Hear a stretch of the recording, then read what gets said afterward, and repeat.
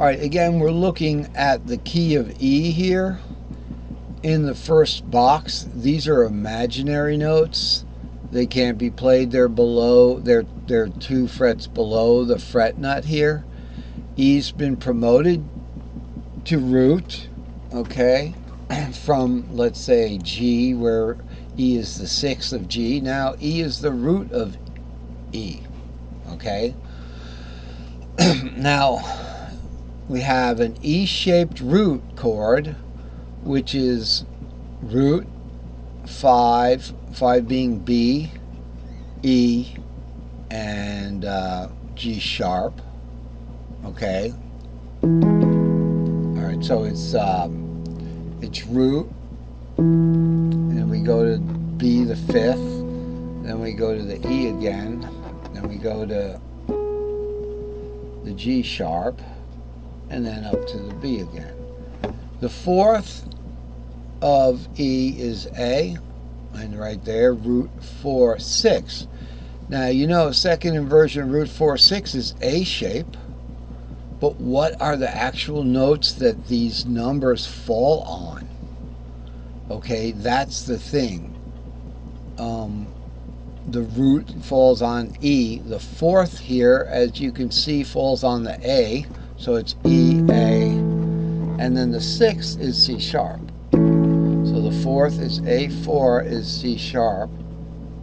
C sharp is this second inversion A-shaped E. Now we have a second inversion C-shaped B that goes like this. Okay, it starts on the 2nd of E, which is F sharp, goes to the 5th, which is B, and goes to the D sharp, okay, which is right down here, because here's E root, and then one below. Second inversion. Now that's, remember, your C shape starts out second inversion, but it doesn't stop there. It goes back up to another 2, and then up to 5 again. So it's more like this. All right, so that works, and we just move right along and go to a D-shaped D in the D box here, right? So this is the D root, okay, but it's also the C root, C-shaped root over here. This is C-shaped root. This was C-shaped 5th. Okay, there's a difference. There's a difference there. So it's like the C-shaped 5th goes like.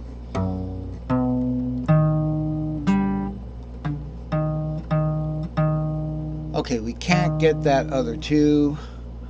We'd have to, I don't even know where it went. It's a G, like there. It's just a minor 3rd from the 7th to the 2nd, okay, and then to the B again.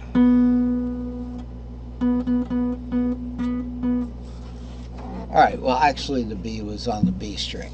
I don't know where I caught that other B, but it gets confusing for me too, you know, not because I don't agree with what it is. I accept it and I enjoy it, but you know, my brain's been working in C for so long, I get a little mixed up. I see 5, I'm thinking G. Anyway, so this is how we move along here. We have our D-shaped D here, and we have the root E on the bar for the D. Okay, now this is the key of E, all right? So we have a root-shaped E here, and then, so that's an E root here, and an E root down here, but that's on the D string because we're doing a D shape, all right? And we'll go moving right along from there. We got the C shape here, you know, 5th being B, E, and then G sharp, B. Second inversion down there, because C is in second inversion, but then it goes up, and it's just so much easier for me to play just that C shape without even worrying about which exact notes they are. I know the C shape. Well, that's C minor.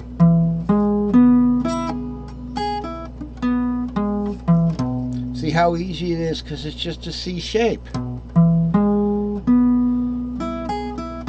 There's the little D on the top. It's just a C shape there. That's the important thing to know.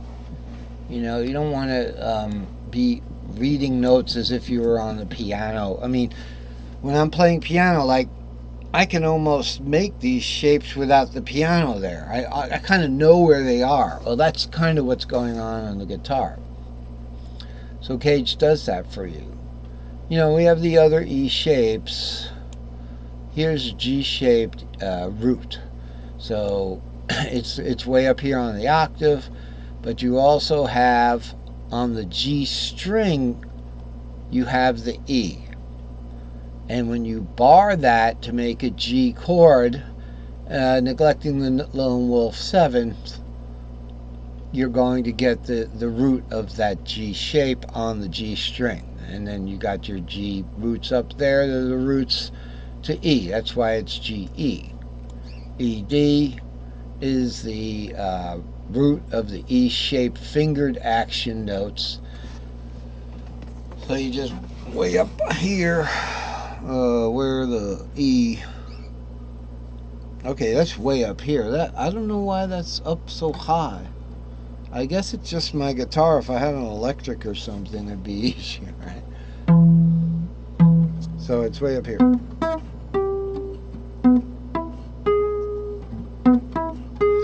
I do have an electric, but I haven't played it in a while. I have a fretlight. It's an electric guitar. It's a nice one. I don't want to break it out now. Oh yeah, it's way back in the back. I had to store it a little bit, but I will be eventually using that for playing lessons. Let's move right along. So how about we move on to another key? So we're done almost with the E. We've gotten up to octave there. We started in octave there. Now we'll move on to the key of D, which is the last key in Caged. So D's an easy one, right? We start with D shape. You know, so if somebody says you're going to do a song in the key of D, well, you know the first thing you're going to play is,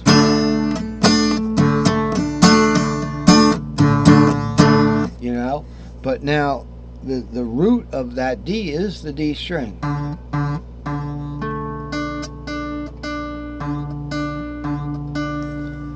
All right, so that's, you know, and yeah, it's left over from the E shape.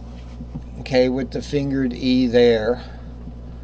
So if you just did 5 and root there, that could be a fake for an E shape, you know. But that's just put there for reference.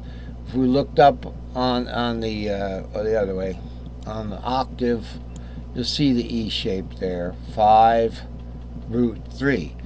Now with the key of D, it's a little easier for me. So 5 is A, D, F sharp. All right, and that what I played on the top of that is an A again. So that A would be right there, light blue colored, but it's the 5th of D.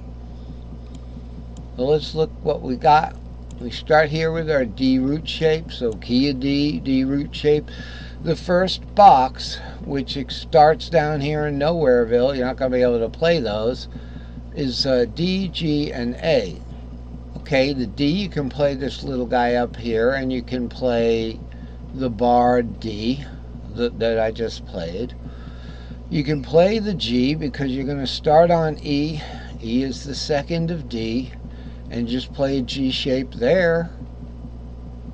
All right, so what's going on here? Well, G is the 4th of D, so you can play a normal G right there.